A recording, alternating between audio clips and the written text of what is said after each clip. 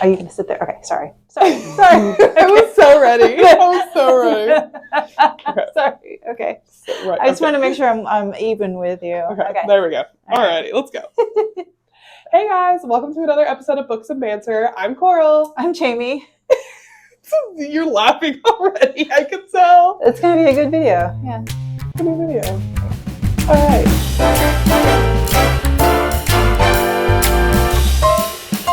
Hey guys, welcome to another episode of Books and Banter. I'm Coral. I'm Jamie. And today we are talking about romantasy once again, but this time we're doing a little spin on it. We're going to do historical romantasy. Yeah. So these are some books that are coming out where they may take place in a world very similar to ours, but there's something in them that make them a little more fantastical.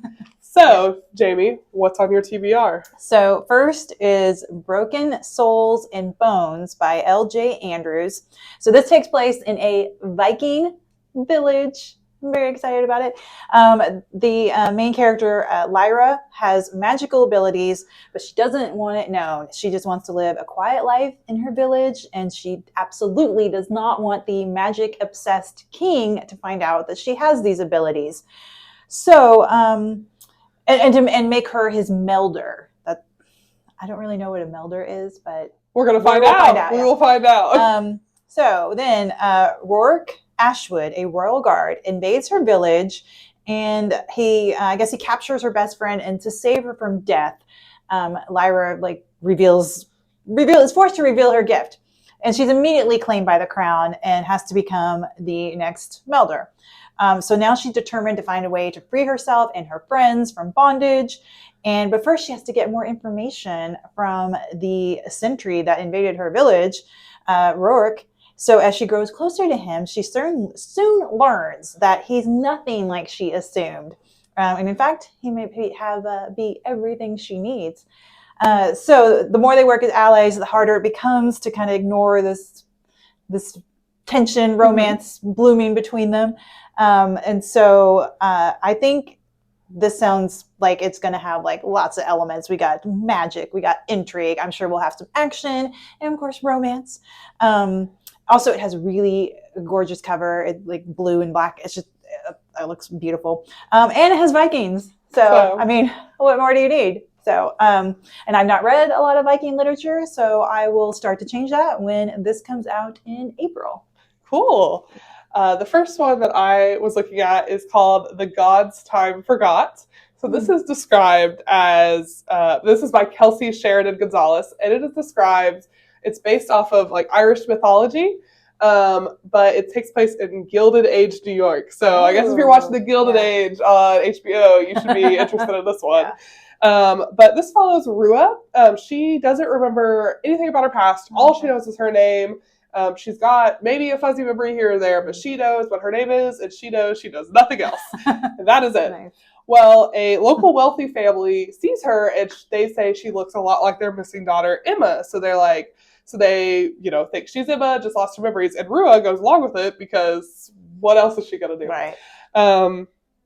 But recently, this Lord of Donero comes in, and he, is making a splash on the town, but Rua kind of thinks he's familiar, and maybe some of her memories start coming back a little bit.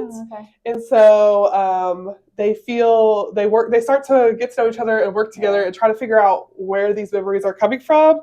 And they kind of are starting to realize it's seeped in some dark magic. So this one sounds really interesting. Gilded Age, Irish mythology, nice. Sounds like a lot of fun. And this one is expected in April. Nice. Wow. That sounds really cool. I like Gilded Age time period. Oh, yeah. Okay, so my next book is called When the Tides Held the Moon by Venessa, Kelley. This is her debut novel. It's a historical fantasy, obviously, that takes place in 1910s New York City. There's a character, Benny is a blacksmith, and he creates an ironwork tank that for a sideshow at the Coney Island playground, Luna Park. And his work is so good that he gets invited to join the show's crew. And Benny is an orphan, and he was living with his aunt until she died. So, since he's been alone, this offer to join the carnival just appeals to him. And so he finds acceptance among the crew and the performers, kind of feels like he's found a home. But he soon finds out what his tank is going to be used for. It turns out the carnival crew are trying to capture a real life merman that lives in the East River in New York. Yeah. So, and the merman's name is Rio, and Benny is actually able to communicate with him. So now Benny is. Oh, we lost her. Okay, pause. Okay, sorry. The carnival crew are trying to capture a merman that lives in the East. No, I started to laugh too. I felt it coming on. This offer to join the carnival is appealing because he's alone, and he finds acceptance among the crew and the performers. But soon he finds out what his tank is going to be used for. It turns out the carnival crew are trying to capture a real live merman who lives in the East River. The merman's name is Rio, and Benny is actually able to communicate with him. So they form a friendship, which then kind of deepens into something more. So now Benny is torn, loyalty to the carnival crew that has, brought him in and accepted him, or doing right by Rio and setting him free. The early reviews for this are overwhelmingly good. It received starred reviews from Publishers Weekly and Library Journal. The Publishers Weekly review says Kelley debuts with a captivating and perfectly balanced blend of history, fantasy, and good old-fashioned carnival magic. Another description says it's The Shape of Water meets The Greatest Showman. So it sounds like it's beautifully written. And it's also illustrated by Venessa herself. There are 27 pieces of illustration throughout.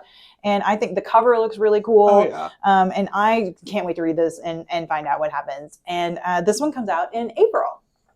Cool. My second choice that I found is called Firebird by Juliette Cross. This one is described as being a dark historical romantasy. So that's something to keep in mind if you're interested in this one. But this one takes place in ancient Rome, but there are dragons in ancient Rome. Nice. Hello, dragons. This follows Julianus. He is a Roman general, and he's the nephew to the emperor. Okay. And I think, if I read a review right, the emperor might be someone we know, Julius Caesar, but that is what I saw. Okay. And basically, he's this general of this army, and he sees this woman one day and he's captivated by her, but he doesn't have the chance really to interact with her very much. And then years later he meets her again, and he's like, I'm not going to let her slip away this time. And that woman is Melina, and she is a witch. So he ends up capturing her and, taking her for himself. So that's where the dark romance comes in. But I hear that part kind of passes very quickly. And after that, it becomes a very political intrigue focused novel. So it sounds really cool. It has a beautiful cover as well. All these books, honestly, today have really cool covers. That is one thing about these books. And it is supposed to be very interesting, and it is expected in April as well. Nice. Okay, well, sounds like we've got some good stuff coming out soon.